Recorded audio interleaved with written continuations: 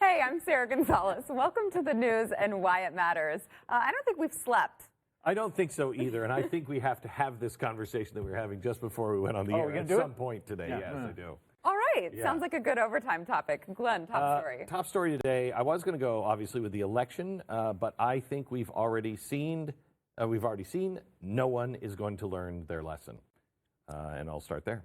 Okay, Stu. Let's do, was the election a win or a loss for Republicans? All right, Andrew. We're going to talk about caucuses, so the groups within the parties. Okay. A lot to get into, of course, but before we do that, I want to thank our sponsor, Brickhouse. Brickhouse is keeping me alive today with their product from dawn to dusk. Notice nobody shared it with me. I mean, I think you could. I mean, we can hook you up. Yeah, for sure. I know some people. It's just like a drug deal. It's not. Is this the way it happens? I've got some stuff too, Glenn. We have to go to the back alley. Is this the way it happens, Andrew, on the streets? Yeah, you just pull your trench coat out. Right, okay. Like in all drug deals. But their product from dawn to dusk is great. Gives you energy without the jittery feeling that you get from coffee. But they also have Field of Greens, which allows, I'm not naming any names, but maybe there are gentlemen at the table who don't like eating vegetables. Or salads. Or really that would be anything vegetables. Green, unless it's mint ice cream, which I will also eat, just without the high amount of selenium right there. That's a good idea. Yeah. But Americans do not get enough of their daily fruits and vegetables in their diet. There's a really easy way to do that. One scoop is one full serving of organic fruits and vegetables, and it tastes amazing. Glenn, you can vouch for that, right? Never eat an apple again. Doesn't that sound like a great world? You can mix it in water, milk, smoothies, whatever, and you get your nutrition. Go to brickhouseblaze.com. Use promo code GREENS for 15% off of your first order, or you can text GREENS to 41411. Glenn, no one's learned a lesson. Glenn, I think this is important. You need to find the grave of Johnny Appleseed, drink one of those green drinks, and just drop it over it and walk away. Yeah. It's a permanent, I have defeated There you go, buddy. Okay, so I want to talk about the lesson that both sides should learn is that extremism is not going to bring anyone to the table. We learned this. Where did the Republicans lose seats? They lost them in the Romney places, where the suburban kind of townships that went for Romney. They did not like Obama, but they also weren't like crazy. Same thing with the Democrats. They were running Democratic Socialist. They didn't win last night. So what is it that America wants? They want to return to some sort of normalcy where we can talk to each other. No one in the press, and I don't think anyone in the parties are going to get this either, but the American people showed it last night. That's what these results show. But look at Jim Acosta and how he treated the president today. Now, the president is a big boy and can take care of himself, but here I think the president is doing all he can to just answer the press's question and be cool. And they obviously don't like each other, but he's trying to answer the question and be cool. Watch. Thank you, Mr. President. I wanted to challenge you on one of the statements that you made in the tail end of the campaign. Like to challenge in the midterms. Here we go. If you don't mind, Mr. President, that this caravan was an invasion. As you know, Mr. President, I consider it to be an invasion. As you know, Mr. President, the caravan was not an invasion. It's a group of migrants moving up from Central America towards the border with the U.S. Well, thank you for telling me that. Why did you characterize it as such? Because I consider it an invasion. You and I have a difference of opinion. But do you think that you demonized immigrants in this election to try to keep... I want them to come into the country, but they have to come in legally. They have to come in, Jim, through a process. I want it to be a process. And I want people to come in, and we need the people. Your campaign... Wait. You know why we need the people, don't you? Because we have hundreds of companies moving in. We need the people. Okay, so that's totally legitimate. He started with, I want to challenge you on something. That's not your job to challenge him. It's your job to ask questions and get the facts. Fine. He's totally fine, answers it. That's not good enough for Jim. You've got one question. That's been the rule since, ever since I was in diapers. You get one question, you say, I have a two-part question. He didn't do that. He got one question. President tries to move on. Watch. Your campaign had an ad showing migrants climbing over walls and Well, so that's on. true. But They weren't actors. They're not going to be doing They that. weren't actors. Well, no, it's true. Do you think they were actors? They weren't actors. They didn't come from Hollywood. These were people. This was an actual. It happened a few days ago, and They're hundreds of miles away, though. They're hundreds and hundreds of you know miles what? away. That's not an invasion. Honestly, I think you should let me run the country. You run CNN, All right. and if you did it well, your ratings Let would me be ask, much better. if I may ask. So another he question. asked Mr. 3 President, questions so far. The next one that he was asking was, well, why would you show that? Well, because those pictures, that video was the migrant caravan, and how they did it to, was it Guatemala or Mexico, and how they were trying to tear down the fence to get across another country's border. It's the same people. And I love that he's like, well, but that was 1,200 miles away. Well, but their goal is to come here. Okay, so he's showing them. He's still keeping his cool. One more clip.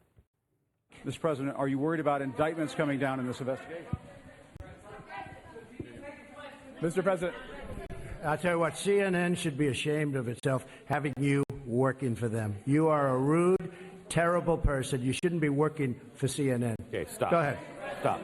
So this is the part that is only going to be the part that is shown by everybody. Just that. What we didn't show is the part in between where Jim says, I want to ask another question. He says, no, you've already had your question. We're moving on. We're moving on. And Jim just keeps going.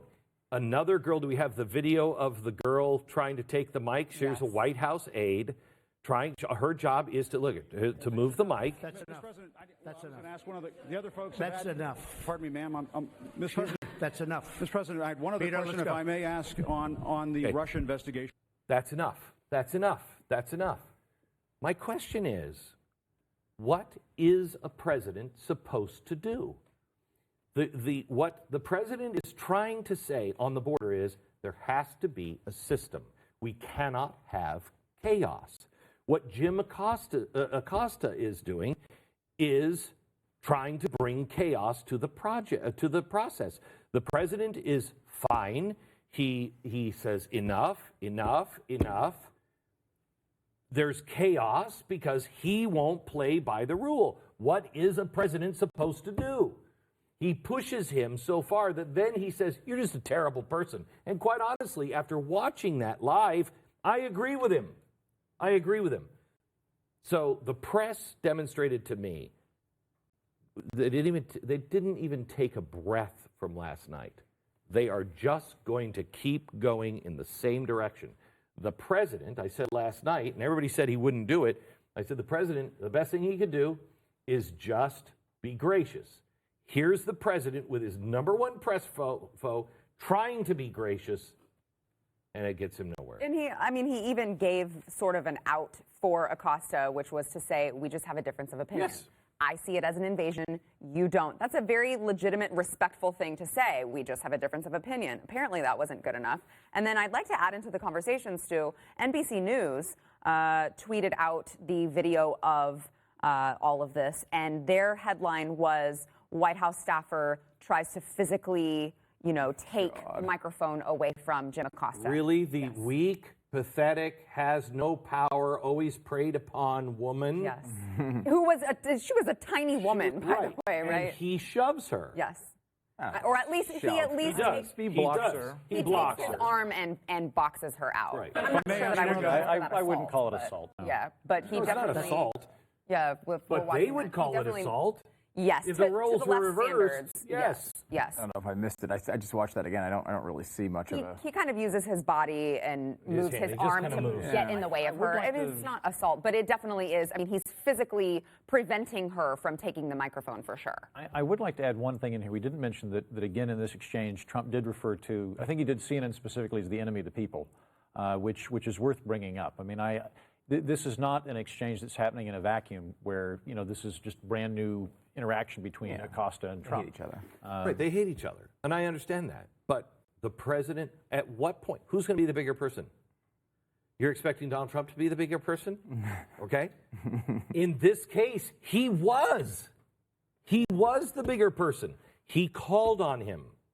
He clearly doesn't like him, but he called on him. He answered his question. he even was talked down to, and he's like, oh, thank you for telling me what that really means. But he was the bigger person. I kind of agree and disagree with the president on this. I think, by all appearances, Jim Acosta is a rude and terrible person. However, This is where he crossed the line. For me, that's where he crossed the line. See, When he said, what about rude? Was terrible where yeah, it crosses the line? but well, You can call him rude, right? I think he was definitely rude. He's being rude. For him to say, he should say something like, either watch a lot of Ronald Reagan and then go to comedians and say, how can I diffuse this? That would be the best thing to do. But he could have just said, Jim, I've answered your question. I tried to be polite. You and I don't have, obviously, a good relationship. But this is the people's house. I'm the elected representative. This is a house that has had some of the greatest statesmen ever. I may not be that statesman to you, but show some respect, even if it's not for me, for the office of the presidency. We're moving on. I would also say, I don't, if Jim Acosta is a rude and terrible person, I don't know why the president wouldn't think he should work at CNN. Seems like a good place for him to be, good place to hang out. He would fit in very nicely with some of the people over there.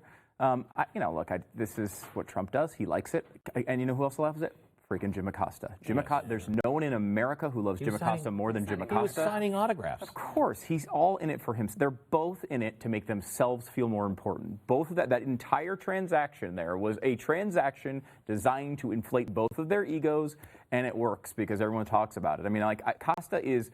If you need to find one person in America to ignore, Jim Acosta is a wonderful nominee for that position. And this is an example of what people don't want anymore.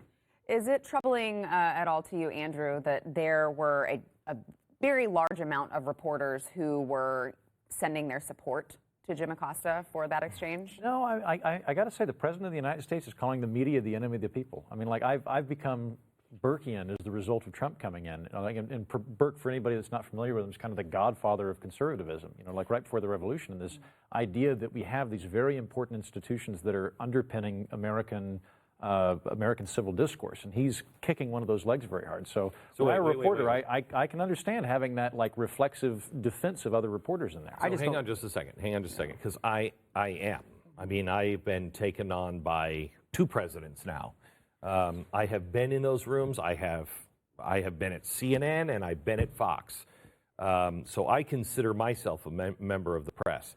I am, they don't like to say this, but I am right with them. I have joined their freedom of press organizations with all the lefties. I supported freedom of the press when Obama was doing it, and they didn't care. I'm doing it now as well.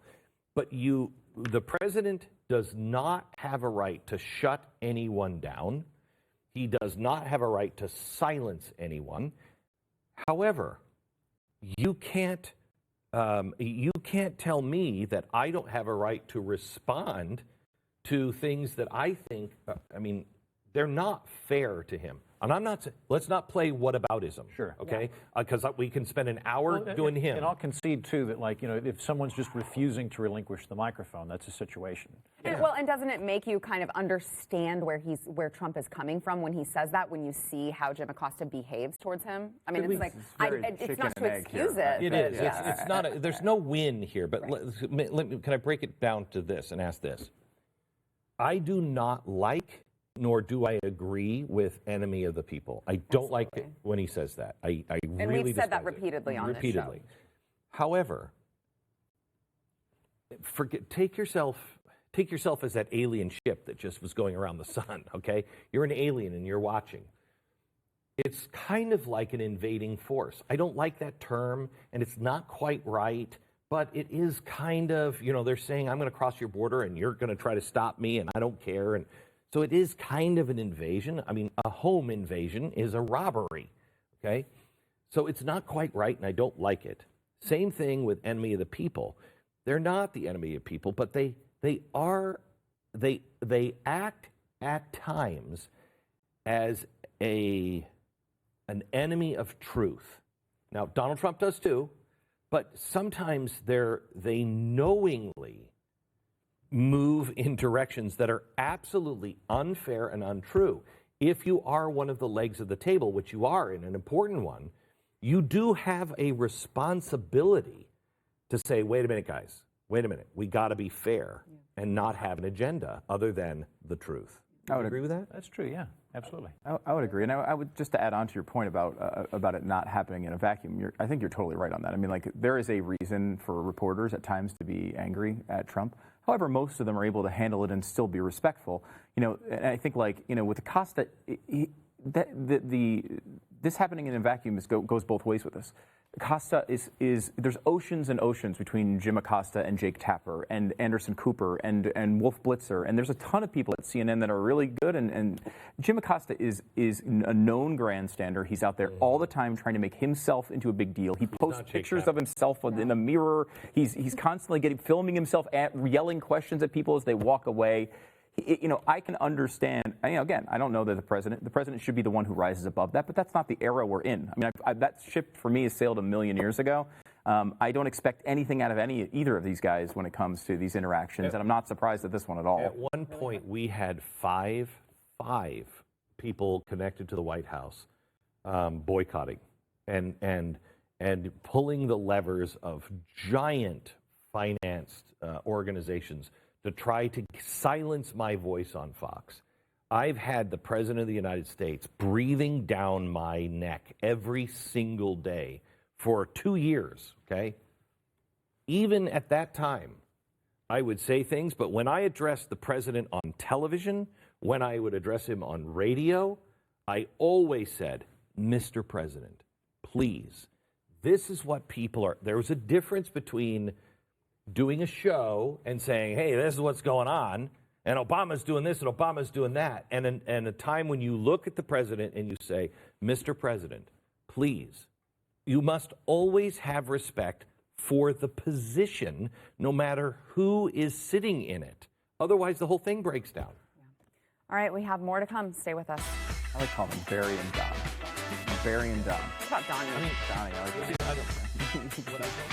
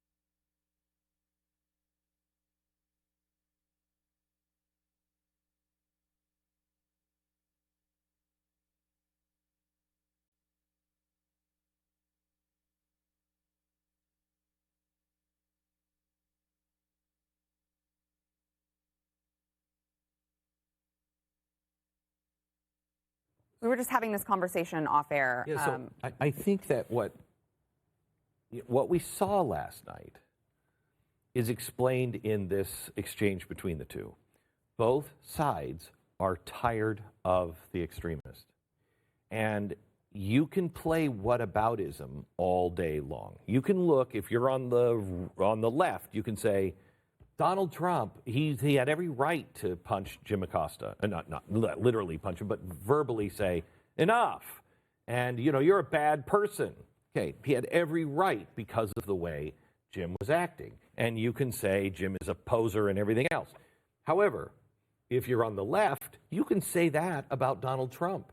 And what's happening is we're comparing two sides. And you're either for this one or that one. Where what we saw in the election last night was we don't want either of those. We don't want either of those. I think there's really only 5 different types of political conversations, and I won't detail all of them, but the most common one by far, particularly with the media, is just our team is the good team, the other team is the bad team. It's the easiest one, and it lends itself to that whataboutism. Rather than dealing with the actual, what was the violation that happened, what was the decorum that was broken, just who's the good guy, who's the bad guy in this one. And it furthers that narrative of there's two teams. I don't feel like I'm on either team. And I think there's a lot of Americans that aren't either. And yeah, when you get into that whataboutism, it creates that false dichotomy. When I got into the voting booth yesterday, I felt like I was on the team and I didn't like it. Mm-hmm. You know, I was like, this has got to stop. And I didn't like it. I don't want to be on a team, but you get to a point to where pick your poison is back to that. And that's not good because it's poison. I'm going to speak in a moment in defense of whataboutism. I think it's important there's a voice here that defends it. I think whataboutism can be really bad if what you're using it for is to exonerate your person, right? Like if I'm going to say Trump didn't do anything wrong because look what Acosta's doing. To call them both terrible in these situations, I think whataboutism is somewhat appropriate. I think they both acted bad, and you made a point off the air that, first of all, you're not supposed to necessarily expect as much out of a report, some random reporter as you are the president. I think that's a fair point. And Acosta, I think, is very self-aggrandizing, but they both are. And he breached decorum, which is the other thing. I think they breached particularly for those of us that are concerned with the dissolution of discord and civility. If it's happening, regardless of where it's happening, it's a bad thing. It doesn't help, but one of the things I would say about Acosta specifically, because again, this is not to exonerate Trump at all, because to me, it sailed so long ago, it's not even worth bringing up. Like, that's how far I think that ship has sailed as far as civility and decorum with Donald Trump. But like, as a reporter, you're supposed to be asking a question you want the answer to. And that is not what he was doing. Exactly He's right. just trying to make a giant moment for himself. And the question could be, could you define invasion or invasion force? That's a question that would have worked. Yeah, and like all these other reporters out there in the White House press corps, they don't like Trump either. But generally speaking, they're able to ask questions without doing what Jim Acosta does. He really does stand out in that crowd. And again, I don't think there's any good people in that back and forth. I don't think any of it's pretty. I feel like this goes to my point I was talking about before. Is it a win or a loss? I feel like when you do find the rare moments when Donald Trump really does find decorum and has that soft voice and tone, it's after when he believes he won. Yeah. When he beats Ted Cruz, finishes him off in Indiana. That was actually the one time I've seen Trump where I was like, oh, is that the real? He was great. He was great after the Hillary Clinton, that speech right after he beat Clinton. When he has those moments where he's like, oh, like this is it. I'm the man. I won. He comes out and does the exact opposite of what you'd think. When you'd think that would be the time he brags. When he feels like he didn't win is when I feel like he gets most aggressive. He was sort of in between last night, which I think is the story of last night. I think it was in between. A lot of Republicans were really excited about it because, there were some results that were better than the worst case as well. But I mean, not to put too fine a point on it, but it's like if what you care about is smaller government, is less regulations, is lower taxes, the things that conservatives typically believe. Last night the situation was better than it is today. Right? Like, you're going to have Democrats who are going to block every single thing you do in those areas to try to restrain that. And there's nothing you can do about it now. So, I mean, I can't look at this as some giant win for Republicans. I mean, they lost the House. It's a big deal. They're not going to be able to pass anything. It was one of the interesting things. Just watching last night, the media coverage from everywhere, everyone declared victory simultaneously. Yeah. I was like, well, hey, good for America. Everybody gets to feel really good now. The Democrats won, the Republicans won, everybody won. Well, especially win or lose, Beto emerges victorious. That was a tweet from the AP. Like, Beto emerges victorious. That's like going to a track event at a high school. Everybody wins. Yeah. Before we go to break, I want to thank our sponsor, My Patriot Supply. Of course, we did see that the Democrats just won the House, and here in Texas, it was a nail-biter. I think it was a little closer than we would have liked. You never know when a disaster is going to strike, when Nancy Pelosi might be back as Speaker of the House. So it's always good to be prepared, have some sort of emergency food supply. So my Patriot Supply, I mean, I don't know yet what's going to happen. They've put out this great study that they commissioned on what they think will happen, what a Democratic Congress will mean. And I think it's pretty accurate. It doesn't mean anything good. But the economy is really where we really need to pay attention now. The president must stop with the tariffs. If they could get another tax cut in before January, that would be great. But he's got to stop with the tariffs. Things are going to change. You need a way to protect your family. Come what may, get it off your plate. $75 for an emergency food kit, 2 weeks breakfast, lunch, and dinner now at preparewithnews.com. That's preparewithnews.com. All right, back in a minute.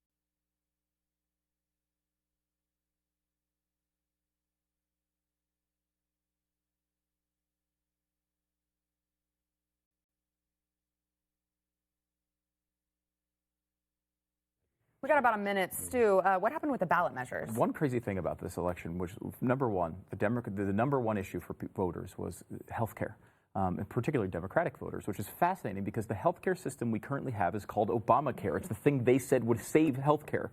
They're complaining about it. On the other side, when Obamacare passes, Republicans are like, well, we're too conservative. We're not going to, the Medicaid expansion is unconstitutional, so we're not going to let it in our states. 3 conservative states put it on the ballot last night, and all 3 of them voted for the Medicaid expansion. We have no idea what we're talking about. People are just grasping at straws now, and no one wants to own it. The Republicans didn't repeal it because they don't want to own the mess. All they have to do is just get rid of all the regulation on healthcare and the healthcare industry. Those who have not, remember to subscribe to our podcast, The News and Why It Matters. Yeah. Subscribe and rate us, and we will see you guys in a minute in overtime. Why haven't you done that yet? We asked like a long time ago. Seriously. I don't know. I don't understand.